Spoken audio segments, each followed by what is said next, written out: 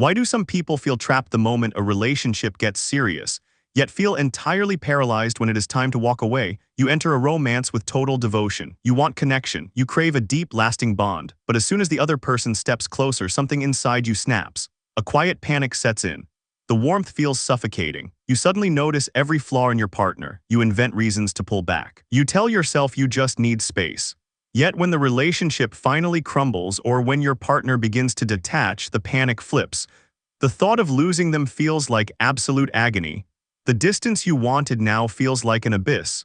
You fight to pull them back. You beg for the very closeness that terrified you a week ago. Most people look at this cycle and call it indecision. They think you are fickle, dramatic, or afraid of commitment. But that is a lie. What you are experiencing is not a lack of maturity. It is a protective code written deep within your nervous system. You are caught in a hidden psychological paradox. You are terrified of being consumed, but you are equally terrified of being abandoned. Right now, this pattern feels like a random emotional storm. By the end of this script, you will understand the exact subconscious mechanism that keeps you trapped in this cycle and how to break it forever. To understand why you struggle to stay or leave, you must look at how your brain processes emotional safety. Most people believe intimacy is a purely positive experience. They think love automatically brings comfort. But for you, intimacy triggers an ancient alarm system. You find yourself in a stable relationship. The connection is real, your partner is attentive and kind.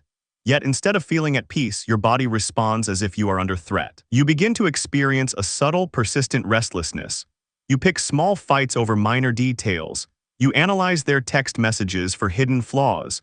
You tell yourself that you are simply preserving your freedom. You believe your standards are just too high. But if you look closer, this reaction is a psychological defense mechanism known as deactivation. When emotional closeness threatens to dissolve your boundaries, your subconscious mind forces a wedge between you and your partner. It fabricates reasons to detach. You convince yourself that leaving is the only way to save your sanity. You are not running away from the person. You are running away from the terrifying feeling of losing your selfhood inside the connection. You mistake your internal panic for a sign that you chose the wrong partner. Yet the second you gain the distance you craved, the entire emotional landscape changes. The moment the exit door opens, the fear of being consumed vanishes. In its place, a much darker instinct wakes up. You walk out the door or your partner finally gives up and steps away.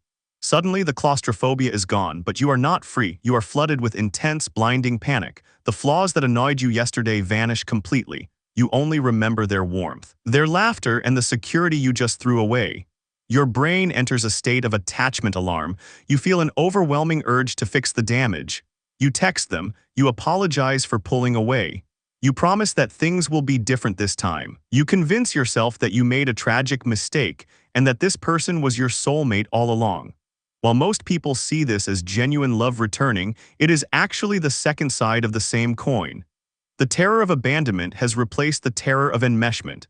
You move back toward the fire because the cold outside feels like death. This agonizing cycle is not an accident.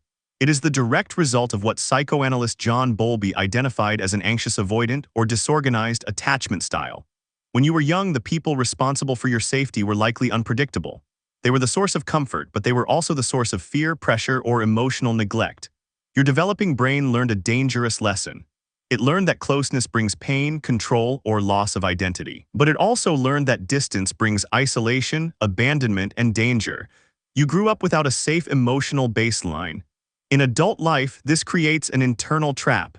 Your biological drive for survival pushes you toward intimacy, but your learned experience tells you that intimacy will destroy you. So you navigate relationships with one foot on the gas and one foot on the brake. When you get too close, the brake slams down. When you get too far, the gas pedal bottoms out. You are not broken.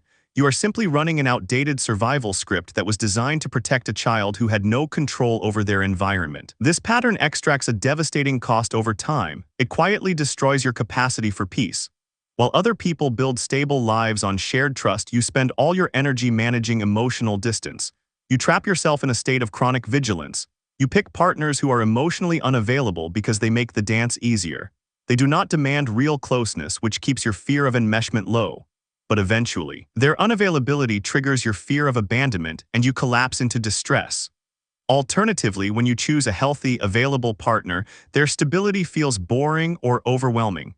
You push them away until they break, confirming your deep-seated belief that love always ends in suffering. You end up exhausting your partners and draining your own spirit. Worst of all, this cycle damages your relationship with yourself. Every time you run away, you lose trust in your ability to love. Every time you crawl back, you lose respect for your own boundaries.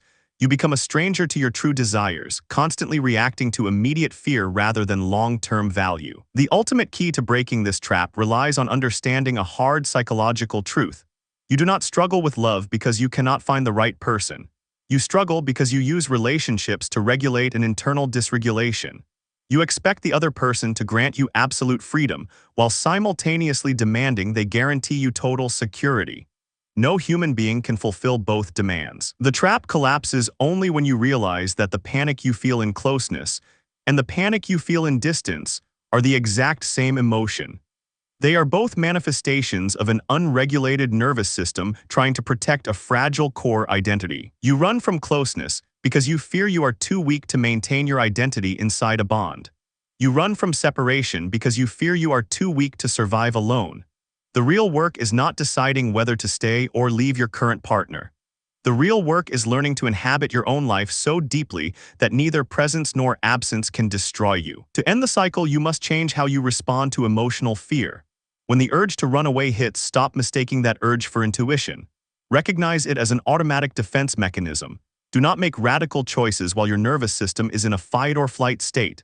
Learn to set micro-boundaries instead of creating distance.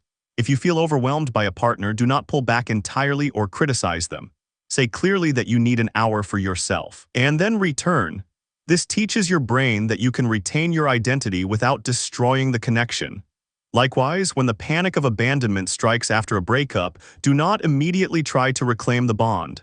Sit with the empty space. Accept the anxiety without running back to the source of your confusion. You are a mature adult now. You possess the agency your younger self lacked. You can hold your ground. You can endure closeness without being swallowed, and you can endure distance without vanishing. True freedom begins the moment you stop running from the mirror.